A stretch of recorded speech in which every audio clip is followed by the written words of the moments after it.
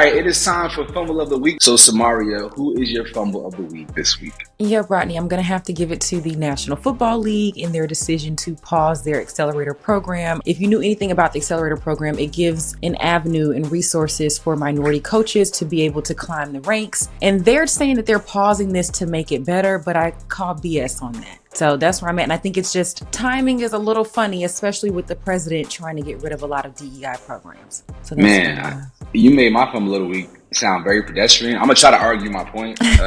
But it just, the ramifications of my Fumble of the Week are just so not far reaching. My Fumble of the Week for this week is Emmanuel Acho. He is a commentator over at Fox Sports. He always has some kind of outlandish hot take. But recently this week, he had the audacity to say that the Boston Celtics were actually a better matchup for the New York Knicks without Jayson Tatum. So for me, watching an athlete, a former athlete, try to disparage an athlete who was just fresh off of having surgery for a torn Achilles, dealing with a really devastating and catastrophic injury, one that I'm sure has Jayson Tatum extremely frustrated. To hear a member of the media in that same week say that your team is now better off without you, I think could potentially add a level of emotional distress and disappointment for an athlete of Jayson Tatum's caliber to have to hear something like that. Even Kevin Durant, came out and stood up for JT, expressing how hot take guys have ruined the media, and football guys especially and specifically need to stay in their lanes because,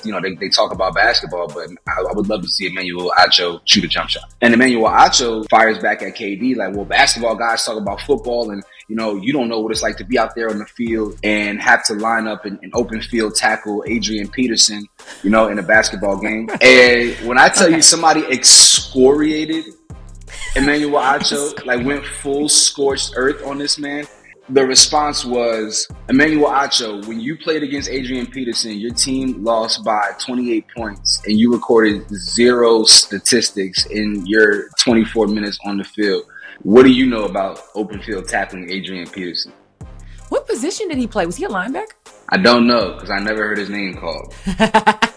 And I'm not a professional athlete, so it's very easy to fire back at me, but I just have never heard Emmanuel Acho's name on the football field. I'm not even saying that to be funny.